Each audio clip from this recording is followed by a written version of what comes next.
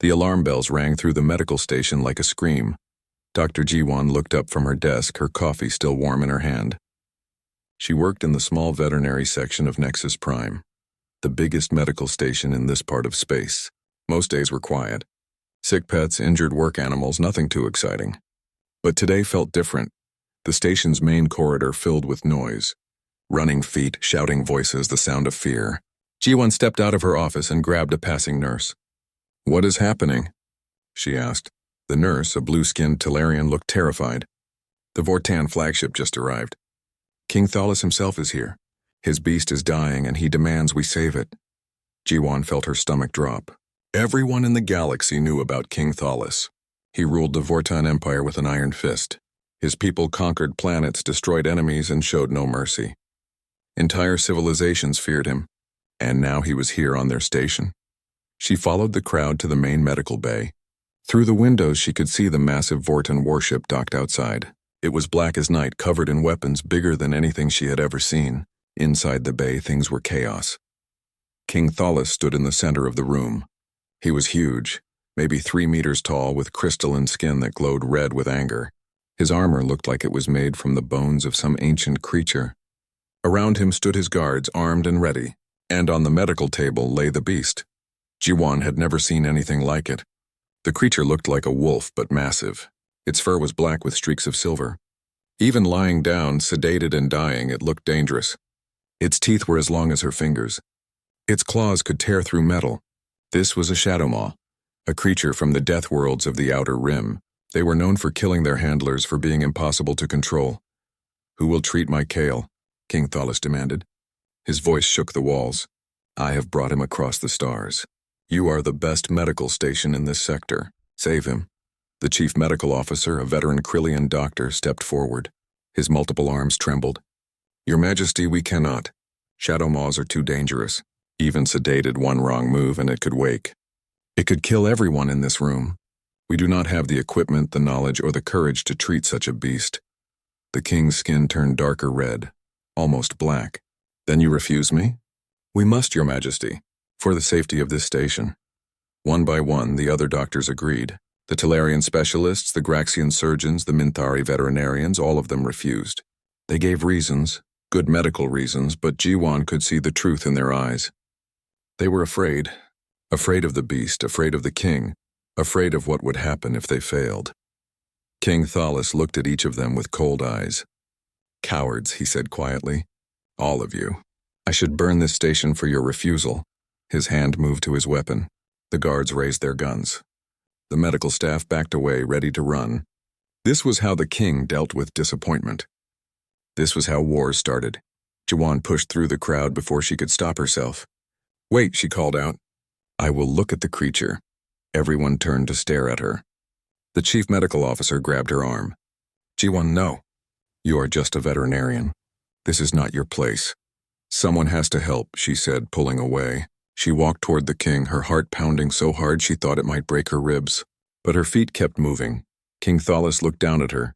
She was small compared to him, a tiny human woman in a simple medical coat. "You a human? You would dare where these others refuse?" "I am a doctor," Jiwon said, trying to keep her voice steady. "I treat animals. That is my job.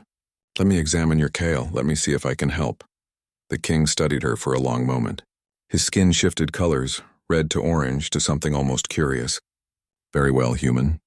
You may try, but know this. If Kale dies, you die with him. That is Vortan law."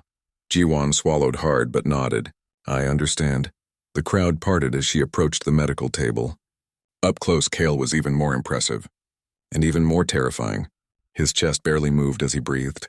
His eyes, when they flickered open for a second, glowed with pain and fury. Something was very wrong inside this creature. She pulled up the medical scans that the station's computers had taken. The alien doctors had looked at them but found nothing useful. They searched for exotic diseases, rare parasites, strange alien viruses. But Jiwon looked at the scans differently. She had spent years studying Earth animals before coming to space. She knew dogs, wolves, cats, bears, every kind of predator her planet had. And there, in the neural scans, she saw it. A pattern she recognized.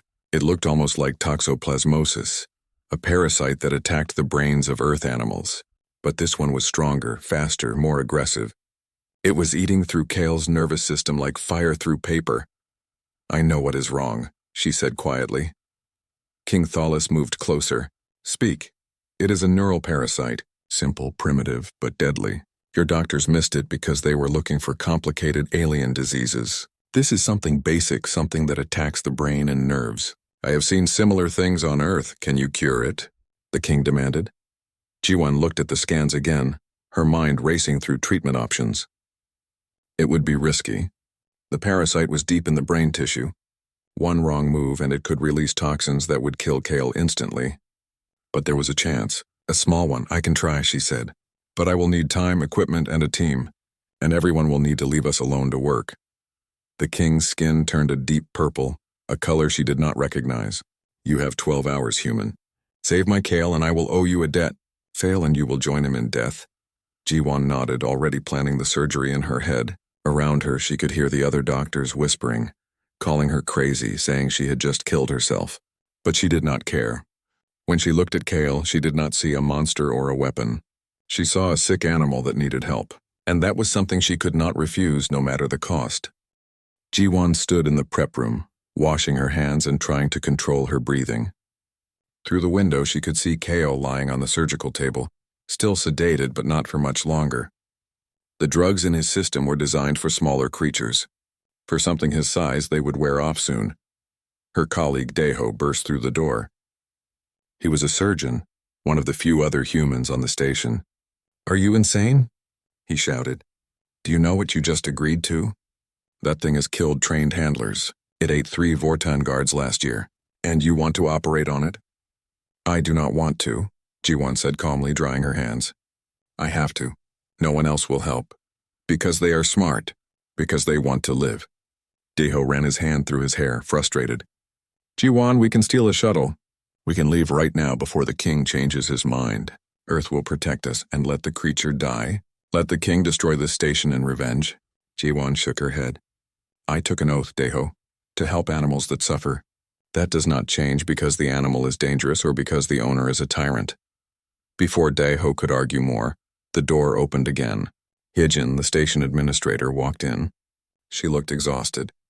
"The king has agreed to your terms. You have the main surgical bay, any equipment you need in 12 hours. His guards will be outside, but they will not interfere." "Good," Ji-won said. "I need a team. Daeho, you are the best surgeon here. I need you." Daeho opened his mouth to refuse, then closed it. He swore under his breath. "Fine, but when we die, I am going to haunt you. I will also need Minji from anesthesia and Taejin from the pharmacy," Ji-won continued. "Can you get them?" Hyejin nodded. "They are already on their way. Neither of them is happy about it, but they are coming." She paused. "Ji-won, why are you doing this, really?" Ji-won looked at Kale through the window. "Because everyone deserves a chance. Even monsters." An hour later, her team was assembled. Minji, the anesthesiologist, was a small woman who looked even more nervous than Daeho. Taejin, the pharmacologist, kept checking his drug calculations over and over, making sure he had the right doses for a creature that had never been properly studied. They moved Kale into the surgical bay. Up close, working with the beast, Ji-won could see every detail. The scars on his body from old battles, the way his muscles moved under his fur, even sedated, the intelligence in his eyes when they briefly opened, looking at her with something between pain and fury. "Hey there, big guy," Ji-won said softly, placing her hand on his head.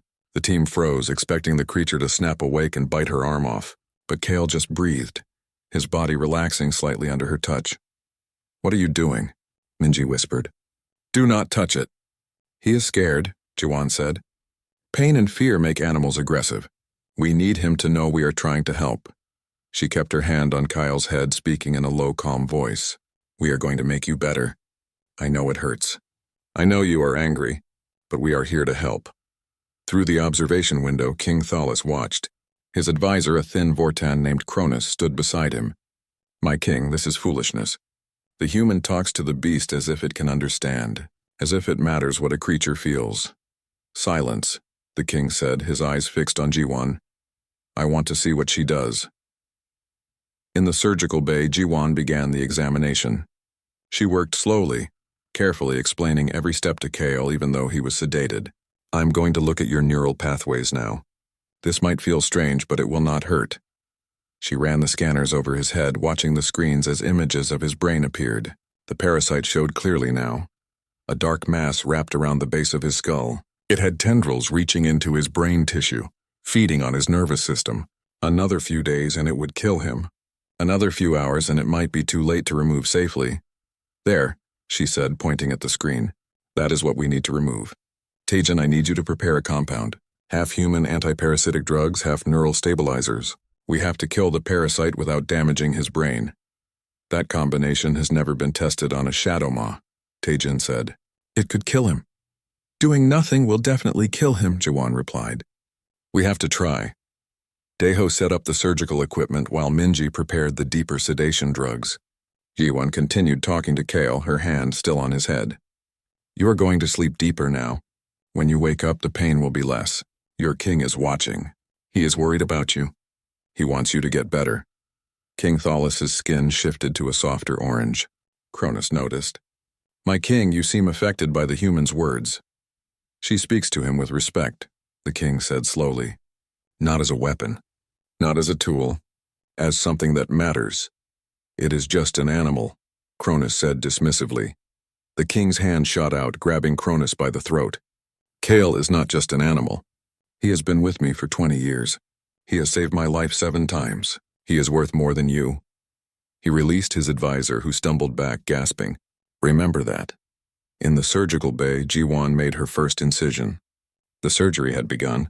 She worked with steady hands, following the parasite's tendrils back to its main body. Deho assisted, his nervousness fading as he fell into the rhythm of surgery. Minji monitored Kale's vital signs, calling out changes, keeping him stable. Hours passed. The parasite was clever, wrapped so tightly around nerve clusters that removing it was like untangling string from a thorn bush. One wrong cut and Kale could lose motor function or worse, die on the table. Jiwan's back ached. Her hands cramped, but she kept going. Talk to me, Jiwan, Deho said. Keep yourself focused, so she talked. To Deho, to the team, but mostly to Kale. She told him about Earth, about the dogs and wolves she had studied.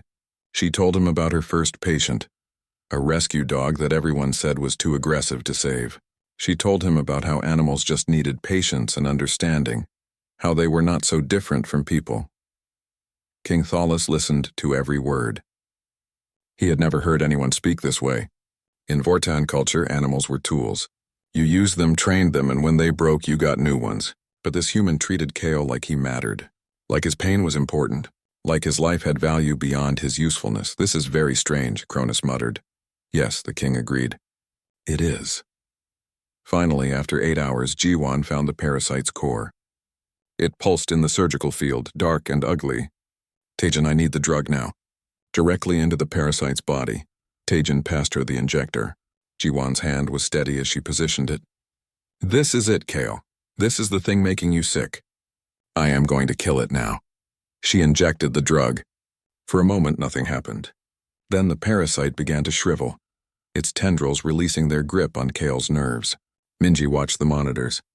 His neural activity is stabilizing. Brainwaves are improving. I think it is working. Jiwan carefully removed the dead parasite piece by piece, making sure nothing was left behind.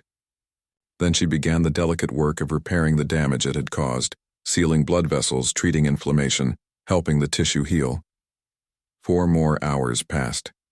When she finally closed the last incision, Jiwan's legs almost gave out. Deho caught her arm. Easy, you did it. Look at his vitals. Kyle's heartbeat was strong and steady. His brain activity showed normal patterns. The creature was still sedated, but he was healing. Against all odds, the surgery was a success. Jiwan leaned over Kale one more time, placing her hand on his head. Good boy, she whispered. You were so brave. Now rest. King Thalus entered the surgical bay, moving slowly toward his companion. He looked at Jiwan with something she could not identify. Respect? Curiosity? You saved him. The job is not done, Jiwan said, exhausted. He needs to recover. That will take weeks, but yes, he should live.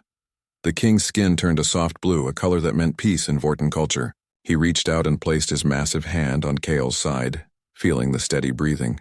Then he looked at Jiwan. You are either very brave or very foolish. Human. Maybe both, she said with a tired smile. You will oversee his recovery personally, the king ordered. I plan to, Jiwan replied, and for the first time in his life, King Thalas smiled. The morning after the surgery, Jiwan woke up in her office chair, her neck stiff and her back aching. She had not meant to fall asleep there, but exhaustion had won. Through her office window, she could see into the recovery room where Kyle rested in a reinforced containment unit. The creature was awake now, his golden eyes tracking movement outside his enclosure. She grabbed her tablet and headed to the recovery room. 2 Vorton guards stood outside the door, massive and armed. They did not stop her, just watched as she entered. Inside, she found King Thalas sitting beside the containment unit, his hand pressed against the transparent wall. Good morning, Jiwan said quietly, not wanting to startle anyone. The king turned to her. His skin was a soft purple, which she had learned meant concern. He has been awake for an hour. He seems confused, aggressive. Is this normal? Jiwan approached the containment unit slowly. Kyle's ears flattened against his head when he saw her, his lips pulling back to show those massive teeth, but she also saw him trembling slightly, saw the fear in his eyes mixed with the anger. Very normal, she said. He woke up in a strange place after surgery. He is in pain, confused, and scared. Animals often react with aggression when they are frightened. She pulled up his vital signs on her tablet. His recovery is progressing well. The neural pathways are regenerating faster than I expected. When can I take him home? The king asked. Not for weeks, Jiwan said firmly. He needs physical therapy, proper nutrition, time to heal. If you take him now, the stress of travel could undo everything we accomplished. The king's skin flashed red for a moment. Irritation, but he controlled it. Then you will treat him here. I will stay on the station. You do not need to, Jiwan said. I will take care of him. I do not doubt your skill, the king said, but I will stay. Kale is my responsibility. Over the next few days, Jiwan established a routine. Every morning, she entered Kale's room alone, despite everyone's protests. The first time, the Shadow Maw lunged at the containment wall, snarling. But Jiwan did not flinch. She simply stood there, calm and patient. I know you are angry, she said softly. I know you hurt, but I'm here to help you feel better. She brought his food herself, carefully prepared meals that Tajan had designed for his recovery. She did not just push it through the feeding slot like the Vorton handlers suggested. Instead, she opened the containment field slightly, just enough to slide the bowl in while staying just out of reach. Kale watched her with suspicious eyes. But he ate the food, and he watched her the whole time. King Thalas visited every day, observing Jiwan's methods. He saw how she never raised her voice, never made sudden movements. How she talked to Kale constantly, explaining what she was doing and why. How she slowly, day by day, built trust with the dangerous creature. In my culture, we train beasts with pain, the king said one morning, watching through the observation window. We show them we are stronger. We make them fear us so they obey. Does that work? Jiwan asked, adjusting Kyle's medication levels on her tablet. Usually, the king admitted. But they remain dangerous. They attack their handlers. They must be controlled with force always. Fear and pain do not build loyalty, Jiwan said. They build resentment. Kale does not need to fear you. He needs to trust you. Trust? The king sounded confused. He is an animal. Animals understand trust better than most people, Jiwan replied. She put down her tablet. Watch. She entered Kyle's enclosure. The Shadow Maw immediately stood, muscles tense, ready to attack or defend. But Jiwan just stood at the entrance, holding a small treat. Hey, Kale, I have something for you. Your favorite, the dried meat you like. She tossed it gently toward him. It landed halfway between them. Kale's eyes moved from her to the treat and back. Then slowly he moved forward and took it, his eyes never leaving her face. Good boy, Jiwan said warmly. You are doing so well. She backed out of the enclosure slowly, no sudden movements. When the door closed, she turned to find King Thalas staring at her, his skin cycling through colors too fast to read. You have no fear, he said. I have plenty of fear, Jiwan corrected, but I do not let him see it. Fear makes animals nervous. They can smell it, feel it. If I am calm, he can be calm. By the second week, Kale allowed Jiwan to enter his space without growling. He still kept his distance, but he watched her with curiosity now instead of pure aggression.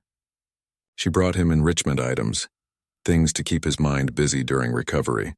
Puzzle feeders, toys, different textures to explore. The Vortan guards thought it was ridiculous. "It is a weapon," one of them said to another. "Why does she treat it like a pet?" But King Tholus silenced them. He was fascinated by what he saw. Kyle, who had been growing more violent and unstable over the past year, was becoming calmer, healthier. The parasite's removal had helped, but it was more than that. It was the way Jiwon treated him. Daiho stopped by one afternoon bringing Jiwon lunch. She was sitting on the floor outside Kale's enclosure writing notes. Inside, Kyle was lying down, watching her through the transparent wall. "You really are crazy," Daiho said, handing her a sandwich. "Thank you," Jiwon said, taking it gratefully. She had forgotten to eat again. "The whole station is talking about you," Daiho continued. "Half think you are a hero. The other half think you have lost your mind. And apparently King Tholus has been asking the administration about human veterinary medicine. He wants to know how we treat animals on Earth." "Really?" Jiwon looked surprised. "Really? You have gotten his attention, Jiwon.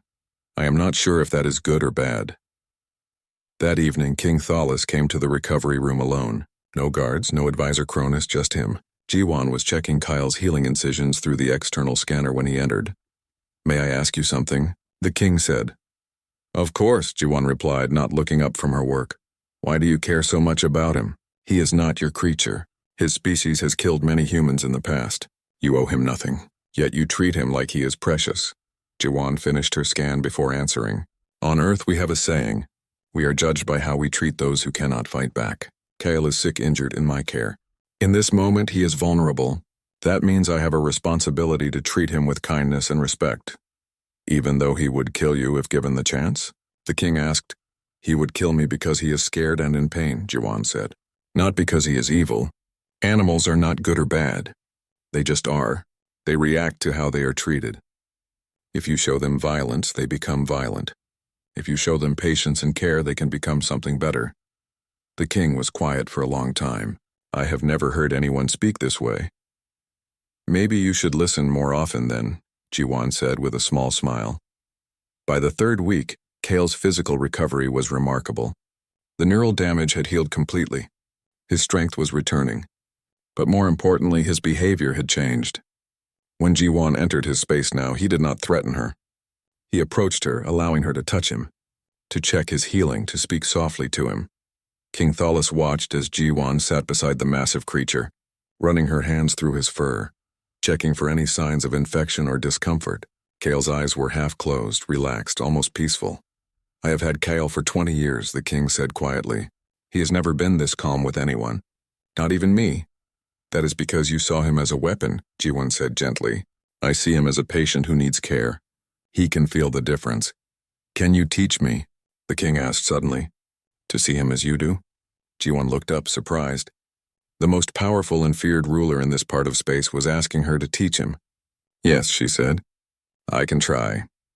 Over the next few days, Jiwon taught King Tholus how to approach Kale differently, how to read his body language, understand his moods, respect his space.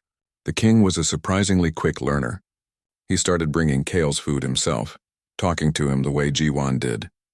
He stopped giving orders and started building a relationship, and Kale responded. The Shadow Maw, who had always been tense and aggressive even with his owner, began to relax around the king. He allowed affection, responded to gentle commands, showed something that looked almost like happiness. The station staff watched in amazement. Somin from engineering actually stopped Jiwon in the corridor. "You have done the impossible," she said. "You have changed a tyrant king and tamed a monster beast." "How?" "I did not change anyone," Jiwon said. "I just showed them a different way. They did the rest themselves." But word was spreading beyond the station. Throughout the galaxy, people heard that a human doctor had saved King Tholus's beast using methods the advanced alien civilizations had refused. Some thought it was luck. Others called it primitive human medicine. But no one could deny it had worked, and that made some people very angry. The news traveled fast across the galaxy. Within days, every major news network was reporting the story. A human veterinarian on Nexus Prime had successfully treated King Tholus's dying Shadow Maw using primitive Earth techniques. The advanced alien medical community, with all their sophisticated technology, had refused the case. But a simple human doctor had succeeded where they failed. Ji-won tried to ignore the attention. She had work to do, but the messages kept coming. Requests from across the galaxy, from species she had never even heard of, all asking for her help with their own animals. A Threxian noble wanted her to examine his telepathic raptor that had stopped responding to commands. A wealthy merchant needed help with a symbiotic serpent that was rejecting its host. A military general from the Cortex Empire requested treatment for his armored war beast that no veterinarian would approach. Hyejin brought the latest batch of requests to Ji-won's office. There are 200 more messages this morning.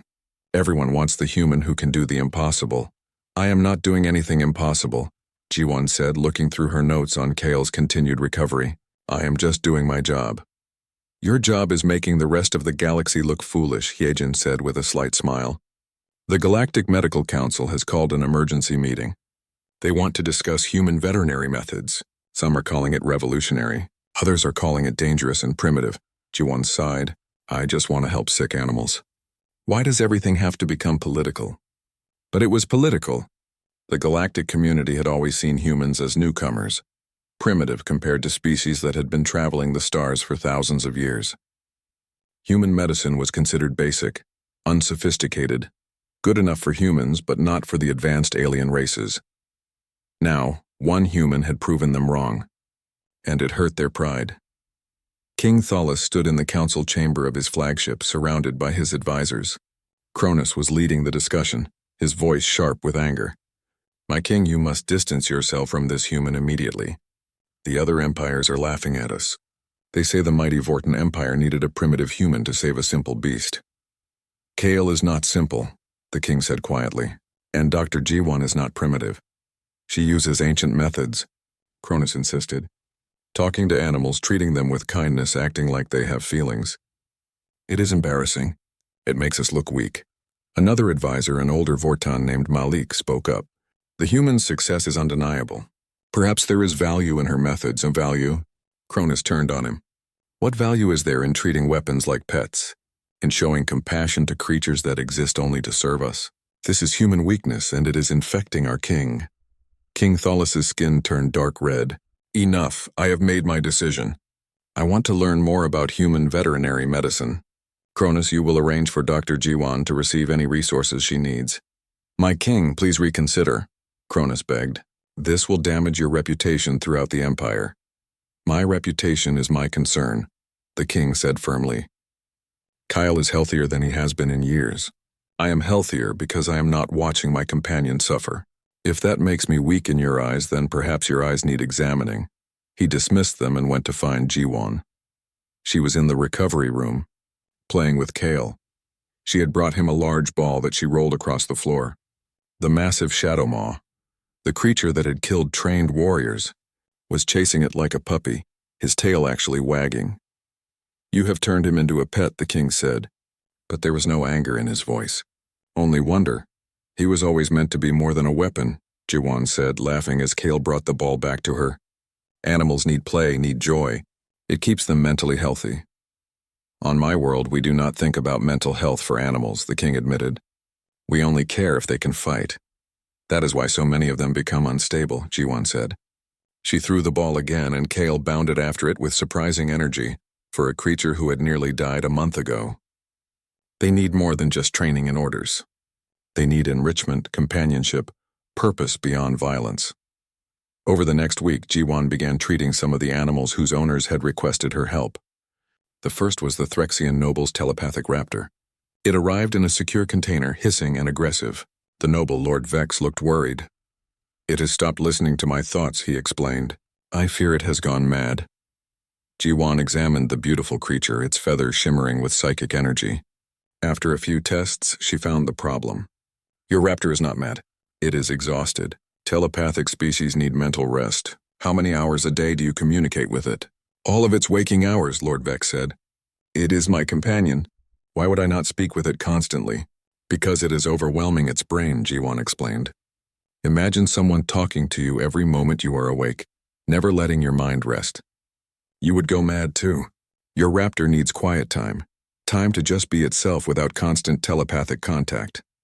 She taught Lord Vex how to give his companion proper mental rest, how to enrich its environment, how to bond without overwhelming it. Within days, the raptor was responding again, healthier and happier. The story spread.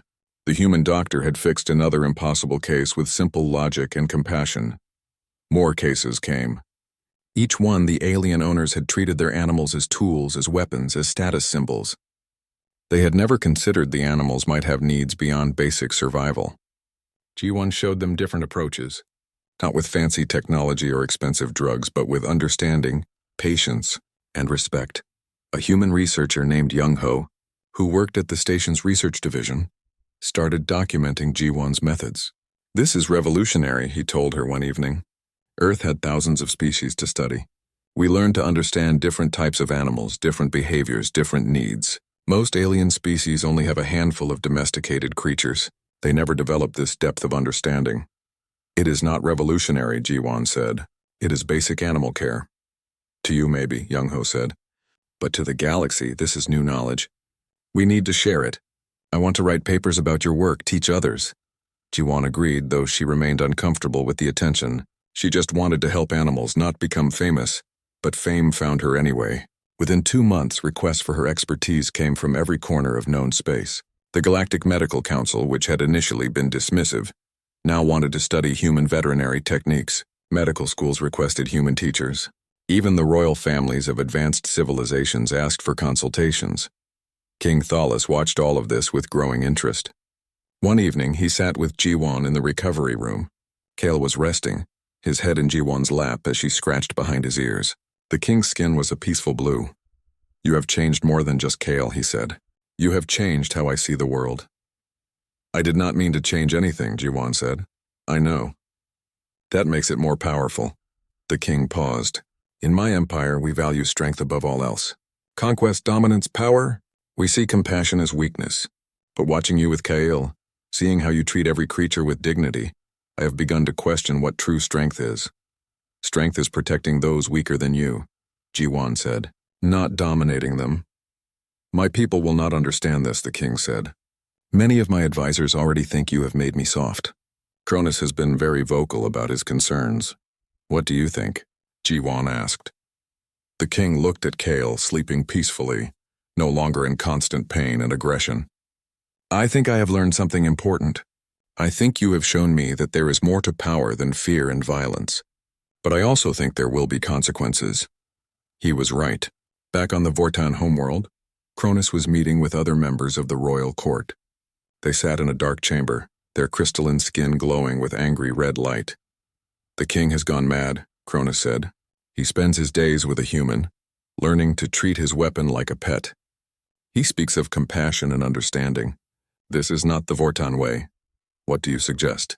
asked General Thane, commander of the Vortan military. "The human must be removed," Cronus said coldly. "If she dies, the king will return to normal.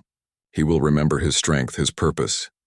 "You speak of killing the one who saved the king's beast," another advisor said carefully. "That is a dangerous path. More dangerous than letting a human corrupt our leader." Cronus shot back. "We are Vortans. We do not learn from primitives. We conquer them." The group fell silent, considering his words. Finally, General Thane spoke. "If this is to be done, it must look like an accident. The king must not know we are involved." "Of course," Cronus agreed, his skin turning a satisfied orange. "An accident. How tragic." Back on Nexus Prime, G1 was unaware of the danger. She continued her work, treating more animals, teaching more people. Young Ho published his first paper on human veterinary methods, and it exploded across the academic community. Scientists who had dismissed Earth medicine were forced to reconsider. But not everyone was happy about humanity's rising reputation, and some were willing to kill to stop it. One night, G1 stayed late in her office, reviewing treatment plans. Kale had been cleared to return home with King Thalas, though she would miss the big creature. She heard footsteps in the corridor, but did not think much of it. The station never truly slept. The footsteps stopped outside her door. G1 looked up just as the door opened. 3 figures entered. Metal and concrete exploded inward as something massive burst through the wall. The 3 assassins spun around, weapons raised, but they were too slow. Kale crashed into the room like a living storm. his jaws closing around the first attacker's weapon and crushing it like paper. The second assassin fired, but the Shadow Maw was already moving, knocking them across the room with one powerful strike of his paw. The third assassin tried to run, but Kale was faster. He pinned the figure to the ground, his massive jaws inches from their throat, growling so deep it shook the floor. The assassin froze, terrified. Jiwan stood against the wall, breathing hard, unable to process what just happened. Then more footsteps thundered down the corridor. Daiho burst in first, followed by Banhua, the station's security chief.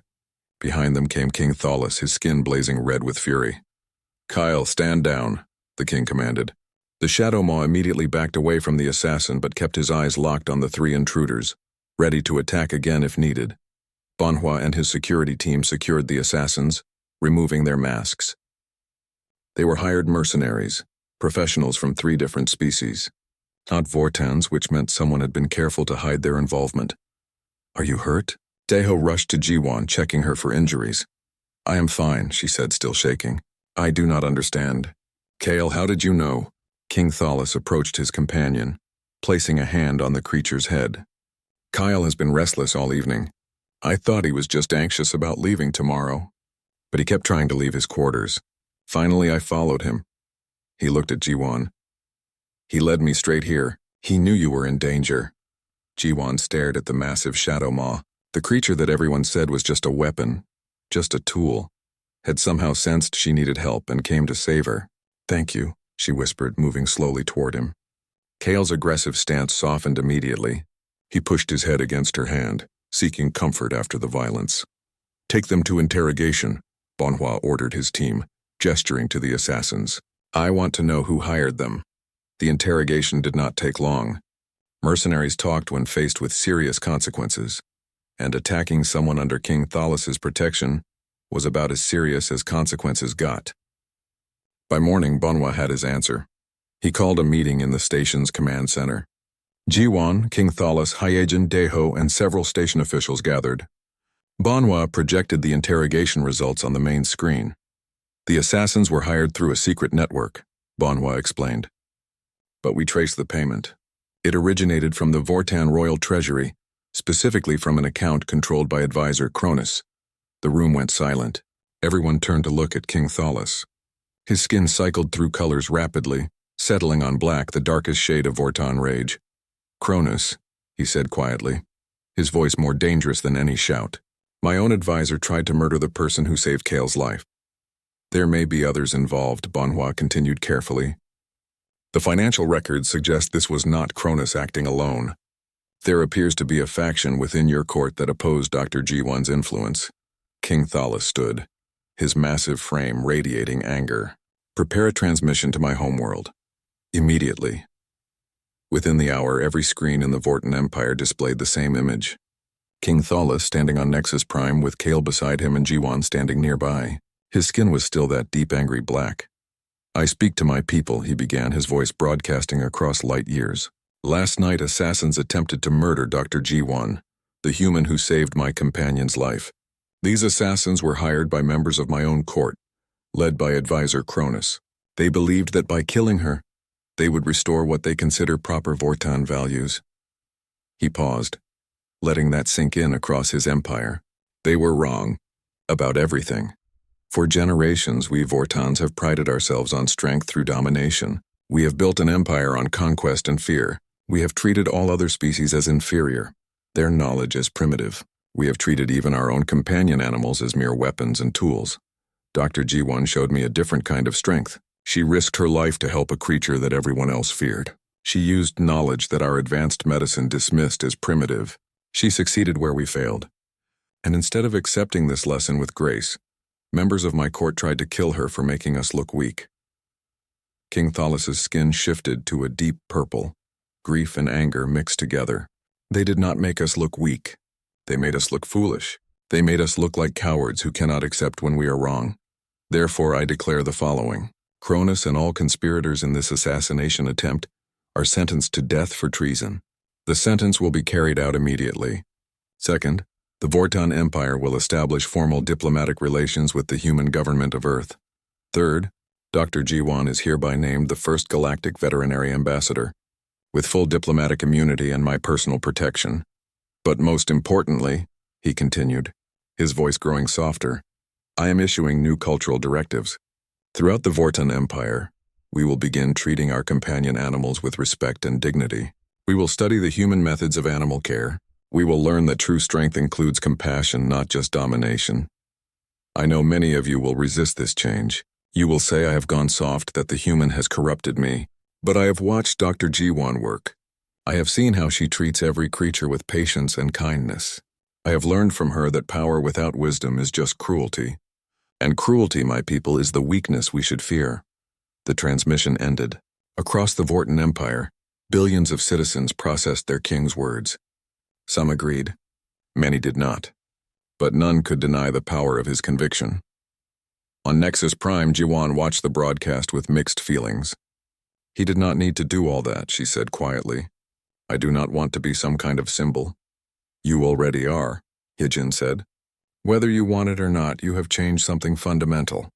The galaxy's most feared empire just admitted it learned something from humanity. That has never happened before. Over the next few days, the fallout was intense. On the Vortan homeworld, Cronus and 7 other conspirators were executed publicly. Some Vortan citizens protested the king's new policies. There were demonstrations, angry speeches, calls for traditional values. But King Thullus did not back down. He also personally calmed Jiwan. I want you to know, he said, that what I said was not political posturing. You genuinely changed how I see the world. Kale is proof. He is happier, healthier, more stable than he has ever been. And that is because you showed me he deserved to be treated as more than a weapon. What will happen now? Jiwan asked. Change, the king said simply. Difficult, messy, frustrating change. But necessary change.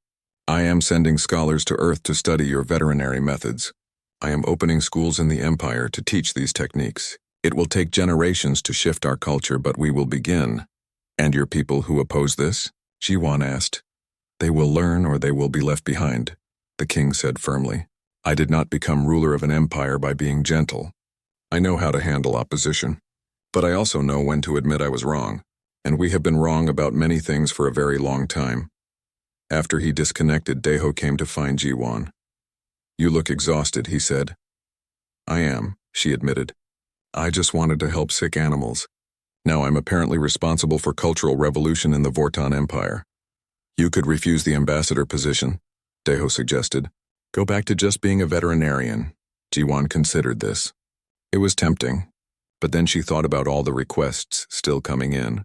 All the animals across the galaxy suffering because their owners did not know how to properly care for them. She thought about Kale, who would have died if she had not tried. No, she said finally. If this is happening, I need to be part of it. To make sure it is done right. The news networks exploded with coverage. Everyone had an opinion. Some praised King Thullus for his wisdom. Others condemned him for betraying Vortan traditions. Human media was celebrating, calling it humanity's greatest diplomatic achievement. Alien species were divided, some interested in learning from humanity, others dismissive and angry. Young Ho published another paper, this time on the broader implications of human-animal relationship knowledge. It became the most downloaded academic paper in galactic history. Medical schools across dozens of worlds started requesting human instructors. But perhaps the most surprising response came from the Cortex Empire, longtime rivals of the Vortans. Their emperor sent a message to Nexus Prime, requesting a consultation with Dr. Jiwan about their own military beasts. They are just trying to gain an advantage over the Vortans, Yejin warned. Maybe, Jiwan said. But if their animals are suffering, I do not care about politics. I will help. She treated the Cortex war beasts, finding similar problems. Animals trained only for violence, never given proper care or enrichment, becoming unstable and dangerous. She taught the Cortex handlers better methods, and word spread further. A month after the assassination attempt, Jiwan stood in the station's main conference room. Representatives from 30 different species had gathered, all wanting to learn about human veterinary medicine. It was the beginning of something much. 6 months passed like a storm. Jiwan barely had time to breathe. The Interspecies Veterinary Institute took over an entire section of Nexus Prime, expanding from a small veterinary clinic to a massive research and teaching facility. Construction teams worked day and night, building specialized treatment rooms. research laboratories, training centers, and housing for dozens of species of animals. Ji-won stood in what would become the main teaching auditorium, watching the final touches being completed. The room could hold 300 students from various species with adjustable seating, atmosphere controls, and translation systems. It was far beyond anything she had imagined when she first volunteered to help a dying shadow maw. Dr. Ji-won, called Nari, one of the new human veterinarians who had arrived from Earth last month. The first class of students is here. 47 of them from 18 different species. Ji-won took a deep breath. Show them to the orientation room. I will be there shortly. She checked her reflection in a window. She looked tired. The past months had been intense. Recruiting staff, designing curriculum, negotiating with governments, handling media attention. Sometimes she missed the simple days of just treating sick animals. But then she remembered why she was doing this. The orientation room buzzed with nervous energy. Students from across the galaxy sat together, most looking uncomfortable around each other. A Talarian sat far from a Graxian, old enemies trying to learn in the same space. A young Vorton kept to themselves in the corner, probably facing criticism from their own people for studying human weakness. Ji-won entered, and the room fell silent. Everyone stared at her, the human who had changed everything. Welcome, she said warmly. I am Dr. Ji-won. Some of you are here because you want to help animals. Others are here because your government sent you. Some are here because you are curious about human methods. Whatever your reason, I'm glad you came. She activated the room's main display, showing images of various animals from across the galaxy. This institute exists because the galaxy has forgotten something important. Animals are not just tools. They are living beings with complex needs, emotions, and behaviors. For too long, advanced civilizations have focused only on technology and forgotten the fundamentals of care and compassion. A student raised their hand, a Cortex soldier named Raikon. Dr. Ji-won, my people say that compassion for animals is a waste of resources, that they exist to serve us, nothing more. How do you respond? Ji-won smiled. She had heard this argument many times. I respond by asking a question. If you treat your weapons poorly, store them badly, never maintain them, what happens? They break, Raikon said. Exactly. Now, if animals are tools and weapons, as many cultures believe, does it not make sense to maintain them properly? To understand how they work, what they need to function at their best? That is not compassion, that is logic. Raikon considered this, nodding slowly. But, Ji-won continued, I will tell you a secret. Once you start treating them properly, something interesting happens. You begin to see them differently. You realize they are not just tools. They have personalities, preferences, fears, and joys. And that realization changes everything. Over the next weeks, Ji-won and her growing team of instructors taught the first class. They covered everything from basic animal psychology to advanced medical procedures. They taught students from warrior cultures how to recognize stress in their beasts. They taught scientists from research-focused species about ethical animal treatment. They taught everyone about the human concept that would change the galaxy. Empathy. Junho, another human veterinarian, taught a class on reading animal body language. Most of you have been trained to see aggression as simple hostility, he explained to a room full of students. But aggression is communication. An animal shows aggression because it is scared, in pain, protecting something, or warning you. Learn to read these signals, and you can prevent violence instead of punishing it. Minji, who had helped with Kale's surgery, taught anesthesia and pain management. Many species in this galaxy believe animals do not feel pain the way sentient beings do. This is wrong. All evidence shows they suffer. They just cannot tell you in words. That means you must watch, learn, and care enough to see their suffering. The students struggled at first. Centuries of cultural beliefs were hard to overcome, but slowly they began to change. Ji-won watched as a Vorton student named Taehyun worked with a rescued creature, a small mammal that had been used for combat training and was terrified of everyone. For days, Taehyun tried the old Vorton methods of domination and control. Nothing worked. Finally, frustrated, he asked Ji-won for help. I cannot reach it. It attacks me every time I approach. Because you approach as a threat, Ji-won said. She demonstrated, sitting on the floor far from the cage, not looking directly at the creature, just being present. After 20 minutes, the small animal ventured closer, curious.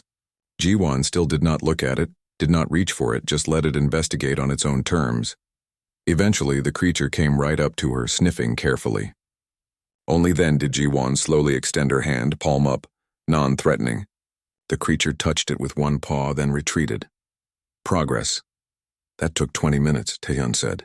I do not have that kind of time in battle situations. This is not about battle, Ji-won said. This is about understanding. Once you understand, everything else becomes easier. Try it. Sit here for 20 minutes every day. Do not demand anything. Just be present and safe. Taehyun did not look convinced, but he tried. After a week, the small creature was eating from his hand. After 2 weeks, it allowed him to perform a medical examination. The change in Taehyun was visible. His entire demeanor softened. He started applying the same patience to other animals, with similar results. King Thalas visited the institute regularly, always bringing kale. The shadow maw had become something of a mascot, proof that even the most dangerous creatures could be reached with proper care. Students nervously practiced examination techniques on him under supervision, learning that respect and confidence were more important than fear and force. One day, the king found Ji-won in her office, buried under reports. You work too hard, he said. Says the emperor of a galactic empire, Ji-won replied with a tired smile. I have learned to delegate, the king said. You should too. You have excellent staff now. Trust them, he was right. The institute now employed 15 humans from Earth, 30 alien veterinarians who had proven their commitment to the new methods, and dozens of support staff. Young-ho ran the research division, publishing papers that were changing veterinary science across the galaxy. Some and the engineer designed new equipment specifically for cross-species animal care. How are the reforms going in your empire? Ji-won asked. The king's skin shifted to a tired orange. Slowly. There is resistance, especially from the military. They see the new methods as weakness. We have had protests, some violence. 3 training facilities refused to implement the changes, and I had to replace their entire leadership. I am sorry, Ji-won said. Do not be. Change is never easy, especially for a culture as old and rigid as mine, but it is necessary.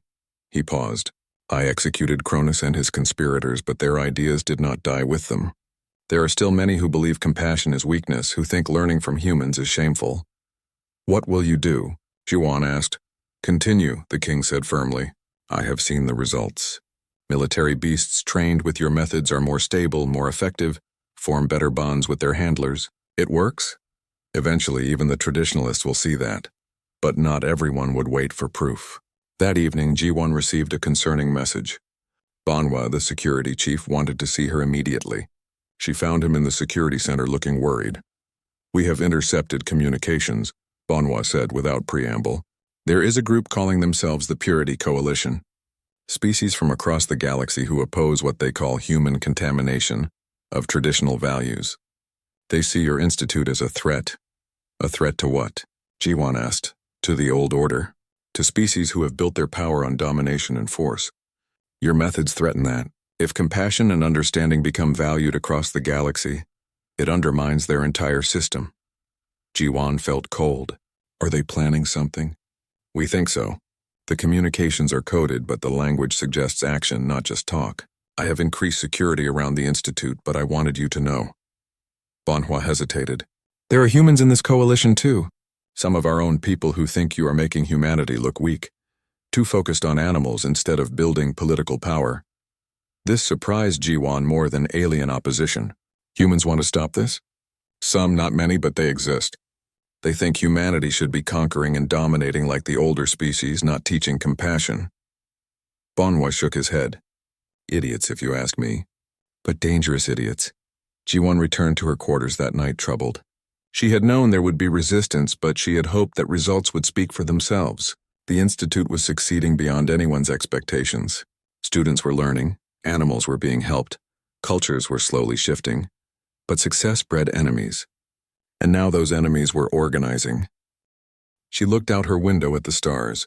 Somewhere out there, people were planning to destroy what she had. The attack came 3 weeks later, on a quiet morning when most students were in practical training sessions. Explosions rocked the institute's research wing.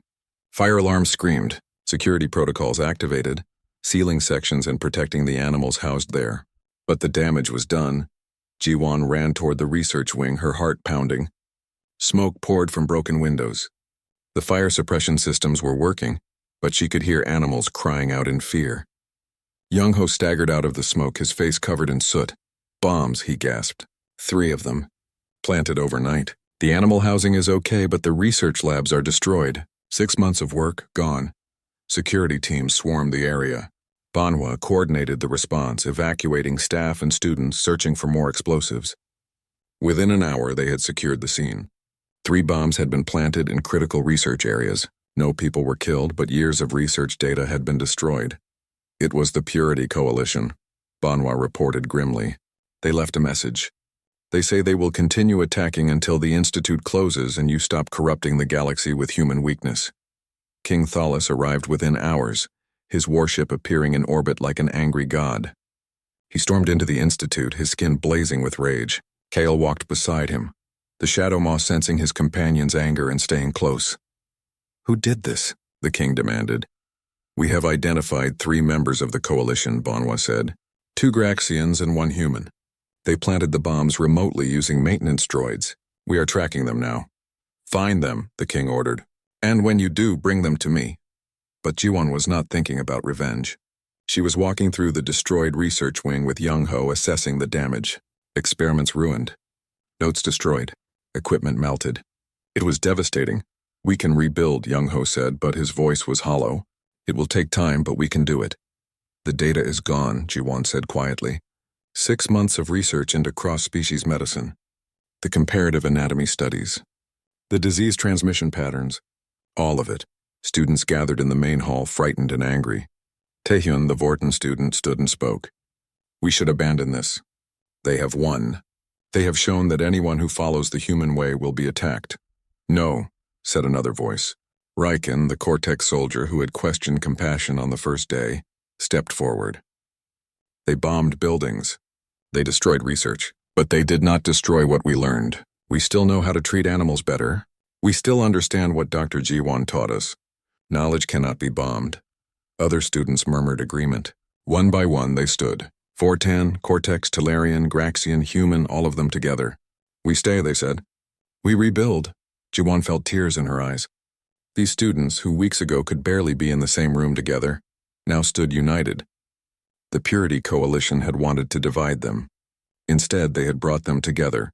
Over the next days, support poured in from across the galaxy. Species that had been watching from a distance now openly backed the Institute.